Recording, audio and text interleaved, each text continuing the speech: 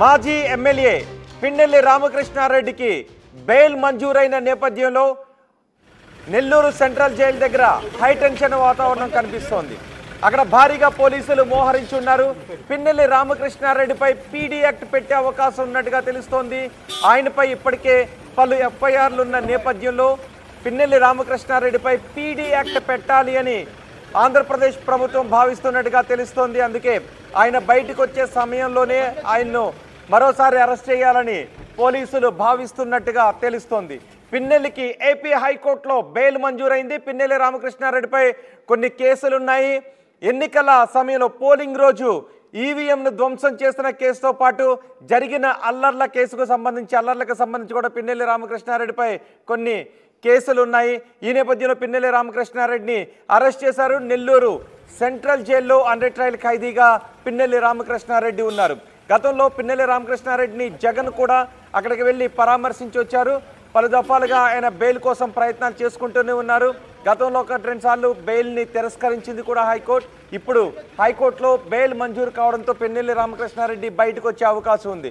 అయితే ఆయన బయటకు వచ్చే సమయంలోనే ఆయనపై పలు కేసులు ఉన్న నేపథ్యంలో పీడీ యాక్ట్ పెట్టాలి అని ప్రభుత్వం భావిస్తున్నట్టుగా తెలుస్తోంది.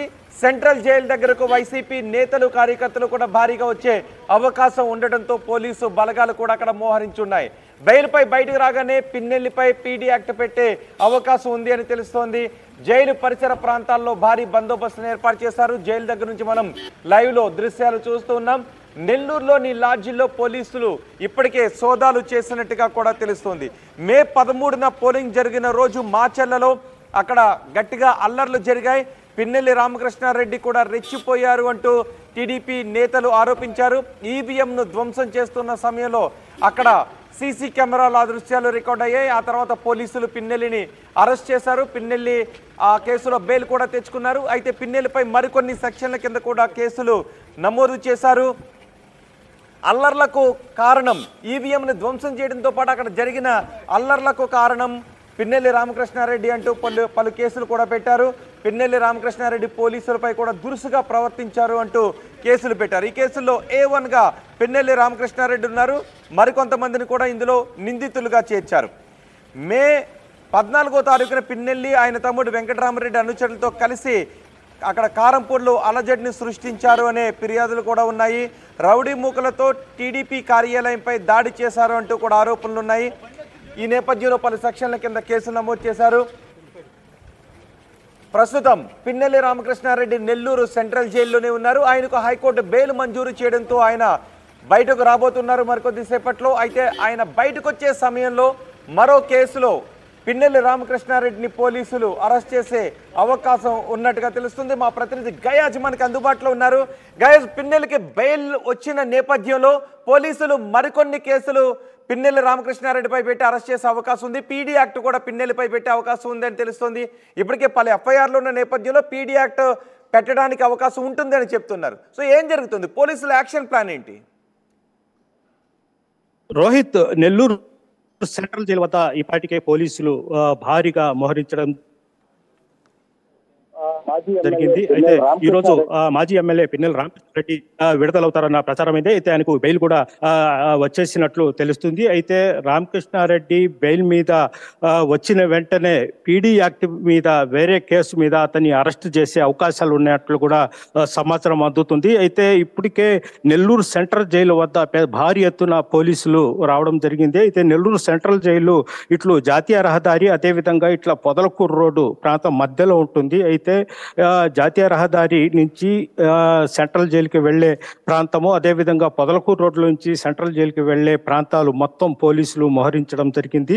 సుమారు ఒక 30-40 పోలీసు వాహనాలతో పాటు సుమారు ఒక 100 మంది పోలీసులు పెద్ద ఎత్తున ఈ జైలు పరిసర ప్రాంతాల్లో మొత్తము జైలుని అసలు వలయంలోకి తీసుకోవడం జరిగింది. అయితే పోలీసులను అడిగినప్పటికీ పోలీసులు ఎందుకు ఇంత బందోబస్తు నిర్వహిస్తున్నారు ఇదంటే కేవలం కేవలము రామకృష్ణారెడ్డి ఈరోజు బెయిల్ మీద విడుదలవుతున్నారు. అయితే వైఎస్ఆర్సీపీ కార్యకర్తలు, అభిమానులు, అదేవిధంగా పిన్నెల రామకృష్ణ అభిమానులు వచ్చి ఏదైనా ర్యాలీలు అదేవిధంగా భారీ హడావుడి చేసే అవకాశం ఉంది కాబట్టి అందుకోసమే పోలీసులు పెద్ద ఎత్తున ఇక్కడికి రావడం జరిగిందని కూడా పోలీసులు అయితే చెప్తున్నారు.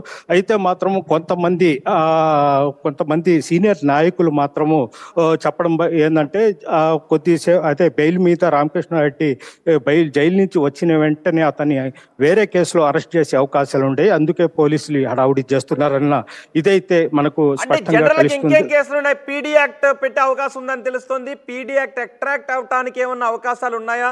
అసలు పిన్నెలపై ఎన్ని ఎఫ్ఐఆర్లు ఉన్నాయి? పీడీ యాక్ట్ అట్రాక్ట్ అవుతుందా, లేదంటే వేరే ఏ కేసులో మళ్ళీ ఇంకోసారి పిన్నెల్ని అరెస్ట్ చేసే అవకాశం ఉంది?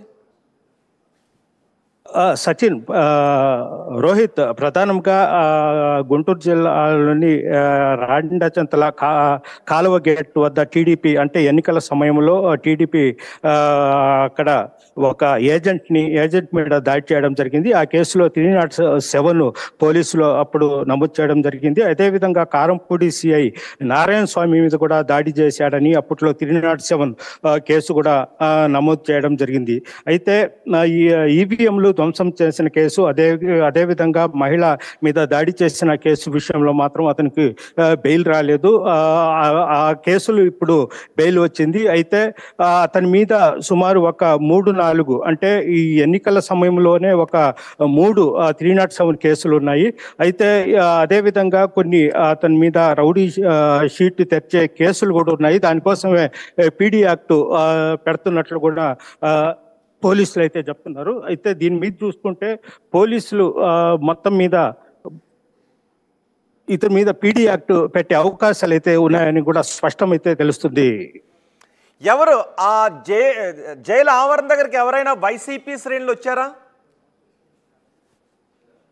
అయితే సెంట్రల్ జైలుకి రావడానికి సెంట్రల్ జైలు పరిసర ప్రాంతాలు మొత్తం పోలీసులు మోహరించడం జరిగింది. అయితే కనీసం ఈ ప్రాంతంలో ప్రెస్ వాళ్ళని కూడా రానికుండా అడ్డుకుంటున్నారు.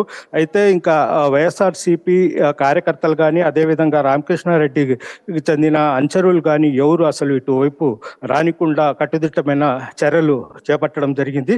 అయితే చాలా మంది భయపడి అసలు ఇట రావడం లేదు. మాచర్ల నుంచి రామకృష్ణారెడ్డికి సంబంధించిన వాళ్ళ బంధువులు అదేవిధంగా వాళ్ళ అనుచరులు కూడా వచ్చి ఉన్నారు. కొంతమంది లాడ్జిల్లో ఉంటే వాళ్ళని కూడా పోలీసులు ఈ పాటికే అదుపులోకి తీసుకున్నట్లు కూడా సమాచారం ఉంది. రోహిత్, రైట్, ఎంతసేపట్లో బెయిల్ ఆర్డర్ తీసుకుని జైలు దగ్గరకు వచ్చే అవకాశం ఉంది? రోహిత్, మామూలుగా 5 గంటల లోపు మొత్తము అంటే బెయిల్ వచ్చినట్టు వాళ్లకు మామూలుగా కొన్ని మామూలుగా ఆన్లైన్లో తెలుసుకుంటారు. అయితే మాన్యువల్ కూడా రావాలి. అయితే ఈ రోజు ఆయన బయటకు వచ్చే అవకాశాలు అయితే లేవు. రేపు బయటకు వచ్చే అవకాశాలు ఉన్నాయంటూ కూడా జైలు అధికారులు అయితే చెప్తున్నారు. అయితే ఇక్కడ పోలీసుల హడావుడి ఏంటంటే వైఎస్ఆర్సీపీ కార్యకర్తలు అదేవిధంగా రామకృష్ణ రెడ్డి అనుచరులు వచ్చి ఏదైనా హడావుడి చేయడము, లేదంటే ఇక్కడ నుంచి